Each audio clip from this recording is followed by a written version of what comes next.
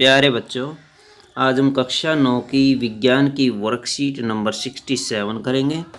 आज का टॉपिक है बच्चों गतिज ऊर्जा। हमारा लेसन चला हुआ बच्चों कार्य और ऊर्जा, इसमें से हम गतिज ऊर्जा के बारे में आज पढ़ने वाले हैं। जिज्ञासा दीदी गतिज ऊर्जा क्या होती है ज्ञान पूछता है, और जिज्ञासा बताती ज्ञान जब एक वस्तु गति करती है तब हम कहते हैं कि उसमें गतिज ऊर्जा है। अतः एक वस्तु यदि विराम अवस्था में है तो उसमें गतिज ऊर्जा नहीं होती। उदाहरणतः बहता हुआ जल, लुढ़कता अथवा गिरता हुआ पत्थर, बंदूक से निकली हुई गोली आदि, ये इसके एग्जाम्पल है गतिज ऊर्जा के। यानी चलती हुई वस्तु के अंदर गतिज ऊर्जा होती है बच्चों। गतिज ऊर्जा की परिभाषा देखिए, किसी वस्तु की गति के कारण उसमें उपस्थित ऊर्जा को गतिज ऊर्जा कहते हैं। गतिज ऊर्जा को प्रभावित करने वाले कारक दो कारक, एक तो वस्तु का द्रव्यमान, दूसरा वस्तु का वेग। यदि अधिक द्रव्यमान होगा तो गतिज ऊर्जा भी अधिक होगी, और यदि वेग ज़्यादा होगा तो गतिज ऊर्जा भी ज़्यादा होगी। गतिज ऊर्जा का गणितीय समीकरण किस तरह से ज्ञात करते हैं बच्चों, देखते हैं। माना कि एक वस्तु का द्रव्यमान m है और u वेग से गति करती है। एक बल F उस पर कार्य करके a त्वरण से उसके वेग को v और s दूरी तक विस्थापित कर देता है, तो किया गया कार्य W होगा बच्चों। कार्य को W द्वारा डिनोट किया जाता है, यानी W कैसे लिया जाता है, वर्ग का पहला अक्षर लिया जाता है बच्चों। तो W बराबर आ जाएगा F गुणा S, फोर्स इंटू डिस्प्लेसमेंट, यानी बल गुणा में विस्थापन। गति के दूसरे नियम से बल जो है वो बराबर होता है द्रव्यमान और त्वरण के गुणनफल के, ma के बराबर। तो इस f की वैल्यू हम यहाँ पुट कर रख देते हैं, इस f के स्थान पर रख देते हैं, तो w बराबर हमें मिल जाएगा ma गुणा s। गति के तीसरे समीकरण से गति का तीसरा समीकरण होता है v square minus u square बराबर 2as के बराबर होता है बच्चों। यहाँ से हम s की वैल्यू निकाल लेंगे, s बराबर हो जाएगा v square minus u square बटे 2a। ये वाला जो 2a है ये चला जाएगा v square minus u square के नीचे। अब हमें जो पहले वाला जो समीकरण था w वाला, ये वाला समीकरण, ये इस तरह से हम लिख सकते हैं w बराबर ma गुणा s के स्थान पर वैल्यू ये वाली रख देते हैं, ये वाली वैल्यू हमने रख दी, तो हमें ये वाली वैल्यू मिल जाएगी। अब 1/2 को बाहर निकाल लेते हैं और m को भी बाहर लिख लेते हैं हम। अंदर रह जाएगा v square minus u square. यदि वस्तु आरंभ में विराम अवस्था में है तो u 0 हो जाएगा, यानी प्रारंभिक वेग 0 हो जाएगा।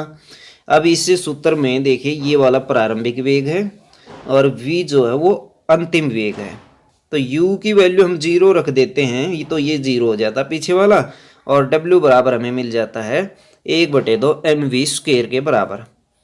किया गया कार्य बराबर ऊर्जा के होता है, ऊर्जा और किया गया कार्य दोनों बराबर होती हैं। अतः गतिज ऊर्जा W के स्थान पर हम रख देंगे E के का मतलब होता है बच्चों काइनेटिक एनर्जी। काइनेटिक एनर्जी,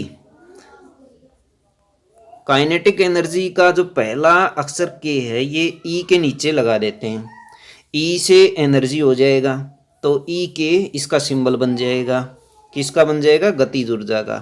तो W के स्थान पर ये आ जाएगा E के, और बराबर किसके हो जाएगा 1/2 m स्क्वायर के।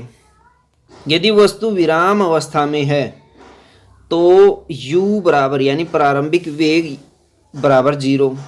यदि विराम अवस्था में है तो वेग जो है वो 0 हो जाएगा, इसमें भी v बराबर 0 हो जाएगा। तब विराम अवस्था में वस्तु की गतिज ऊर्जा 0 होती है बच्चों। उदाहरण देखते बच्चों।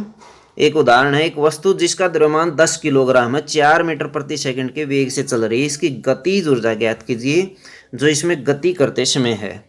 वस्तु का द्रव्यमान दिया गया 10 किलोग्राम और v दी गई 4 मीटर प्रति सेकंड। इन दोनों की वैल्यू हम इस सूत्र में रख देते हैं, तो 1/2 गुणा 10 और गुणा 4 का वर्ग। 4 का वर्ग होता 16 और 2 से 16 को काटेंगे तो 8 आएगा, और 8 की और 10 की गुणा करेंगे तो 80 जूल आ जाएगा। तो जितना जो कार्य किया गया अथवा ऊर्जा, गतिज ऊर्जा कार्य के बराबर होती है, तो वो हो जाएगा बच्चों 80 जूल। दूसरा उदाहरण देखिए, कार की गति 30 किलोमीटर से 80 किलोमीटर प्रति घंटा तक ले जाने के लिए आवश्यक बल ज्ञात कीजिए। यदि उस कार का द्रव्यमान 1500 किलोग्राम है, एक 1500 किलोग्राम की कार है और उसका प्रारंभिक वेग 30 किलोमीटर है, अंतिम वेग 60 किलोमीटर प्रति घंटा है। कार का द्रव्यमान m ले लेते हैं हम, u प्रारंभिक वेग 30 किलोमीटर प्रति घंटा। अब इस किलोमीटर प्रति घंटा को हम बदलेंगे मीटर प्रति सेकंड में। इसके लिए हम इसको 5/18 से गुणा कर देंगे। 5/18 से गुणा करने पर हमें मिल जाएगा बच्चों 25/3 मीटर प्रति सेकंड। इसी तरह से अंतिम वेग 60 को बदलेंगे हम 5/18 से गुणा करके 50/3 मीटर प्रति सेकंड में कन्वर्ट किया जा सकता है। किया गया कार्य बराबर होता है गतिज ऊर्जा में परिवर्तन। अंतिम गतिज ऊर्जा माइनस प्रारंभिक गतिज ऊर्जा। तो इसमें सब्ट्रैक्ट करते बच्चों, घटाते हैं ये। W बराबर हो जाएगा 1/2 गुणा 1500। हम फॉर्मूला ये वाला उठा लेते हैं, इधर वाला 1/2 1500 और 20 स्क्वायर यानी हम रख लेते 50/3 का स्क्वायर माइनस 25/3 का स्क्वायर। तो इनका वर्ग करके घटाने पर, इसको हल करने पर हमें ये 1,56,250 जूल कार्य मिल जाएगा अथवा गतिज ऊर्जा मिल जाएगी। कुछ प्रश्न देखिए बच्चों, इस वर्कशीट से संबंधित प्रश्न है। प्रश्न नंबर 1, गतिज ऊर्जा को परिभाषित करें, इसका सूत्र भी लिखिए। तो गतिज ऊर्जा की परिभाषा बच्चों इसी वर्कशीट में दी गई है। किसी वस्तु की गति के कारण उपस्थित ऊर्जा को गतिज ऊर्जा कहते हैं, ये परिभाषा है। और इसका फॉर्मूला कौन सा लिखेंगे आप, ये वाला फॉर्मूला आप इसमें लिख देंगे। तो बच्चों दूसरा क्वेश्चन देखिए, एक गैराज में खड़ी कार की गतिज ऊर्जा कितनी होगी, 0 होगी। गतिज ऊर्जा किन कारकों पर निर्भर करती है, गतिज ऊर्जा 2 कारकों पर निर्भर करती है, ये वाला और ये वाला, वस्तु का द्रव्यमान और वस्तु का वेग। तो इन 2 कारकों पर निर्भर करती है। क्वेश्चन नंबर 4 देखिए बच्चों, एक 5 मीटर प्रति सेकंड की इससे गति करती हुई वस्तु जिसका द्रव्यमान m है, उसकी गतिज ऊर्जा 25 जूल है। गतिज ऊर्जा दी गई है बच्चों E के, जो कि 25 जूल दी गई है। यदि वेग को 2 गुना कर दिया जाए तो गतिज ऊर्जा कितनी होगी।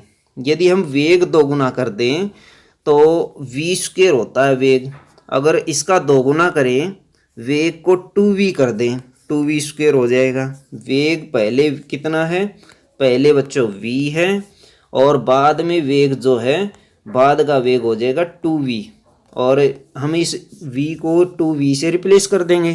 तो 2v का स्क्वायर कितना होता है, 4v स्क्वायर होता है बच्चों। तो यानी 4 गुना हो गया वेग अब हल करने पर। तो काइनेटिक एनर्जी अथवा गतिज ऊर्जा भी 4 गुनी हो जाएगी। और 25 का 4 गुना कितना होता है, 25 का 4 गुना जो होता है वो 100 जूल होता है बच्चों, 100 होता है। तो ये आ जाएगी 100 जूल, 100 जूल आ जाएगी। क्वेश्चन नंबर 5 देखिए, एक बल 20 किलोग्राम द्रव्यमान की एक वस्तु के वेग को 5 मीटर प्रति सेकंड से 2 मीटर प्रति सेकंड कर देता है। तो बल द्वारा किया गया कार्य ज्ञात करें। जैसे ये वाला क्वेश्चन है, सेम ऐसा ही क्वेश्चन है ये। तो m बच्चों यहाँ दिया गया है 20 किलोग्राम, तो आप ये 20 किलोग्राम लिख सकते हैं। फिर उसके बाद u दिया गया बच्चों 5 मीटर प्रति सेकंड। उसके बाद 2 मीटर प्रति सेकंड क्या दिया गया है, v दिया गया है। तो आप इनकी वैल्यू इसमें रखिए।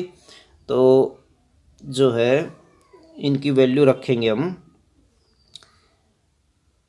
w बराबर हो जाएगा हमारा 1/2 m v square minus u square. तो ये वैल्यू हम इसमें रख देंगे।